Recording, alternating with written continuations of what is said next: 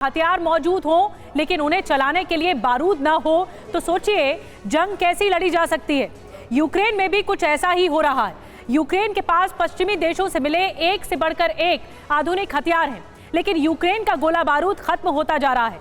अब सवाल यह है कि गोला बारूद न रहने पर यूक्रेन जंग कैसे लड़ेगा। कहा यह भी जा रहा है कि नेटो में कुर्सी की लड़ाई की वजह से यूक्रेन के सामने ये मुश्किलें खड़ी हो गई हैं। तो क्या यूक्रेन को बारूद सप्लाई अब बंद हो जाएगी?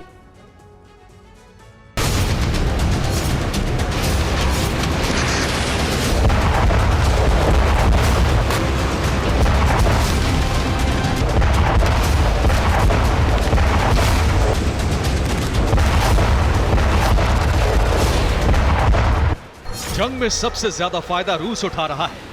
पुतिन की पलटन विध्वंसक हमलों से यूक्रेन के शहरों का विनाश करती जा रही है।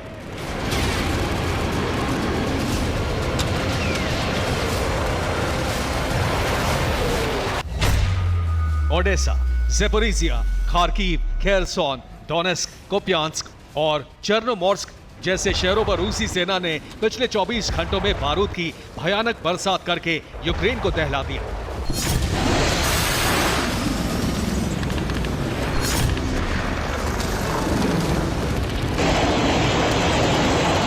पिछले 24 घंटों में रूस ने ओडेसा में सुपरसोनिक मिसाइलों से हमला करके यूक्रेन का वेपन डिपो तबाह कर डाला।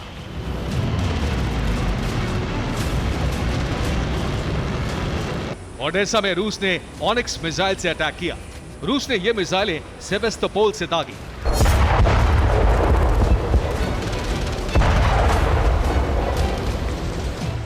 रूस ने ज़ेपोरिजिया में भी मिसाइल और ड्रोन अटैक किया, जिसमें यूक्रेनी डिफेंस बेस तबाह हो गया।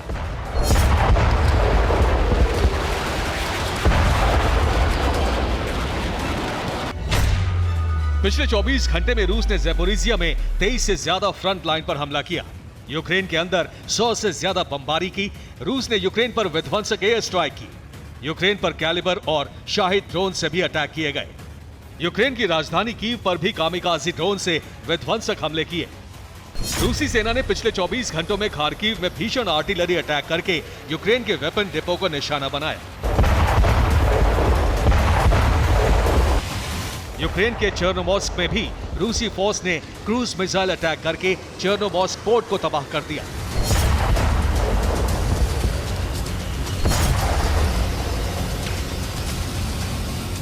नेप्रोपेट्रोवस्क में भी ड्रोन और आर्टिलरी अटैक करके पुतिन की ब्रिगेड ने यूक्रेनी बेस को बर्बाद कर दिया।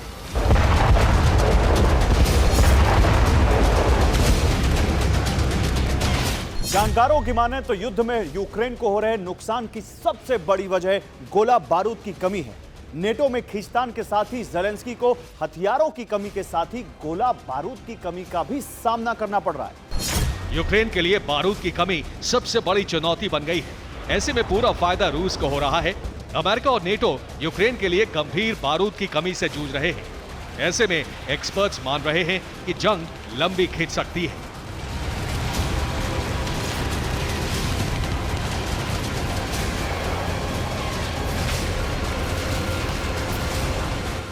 अमेरिकी सेना के टॉप अधिकारी भी इस बात को मान चुके हैं कि रूस के खिलाफ यूक्रेन को अभी लंबी लड़ाई लड़नी पड़ सकती है।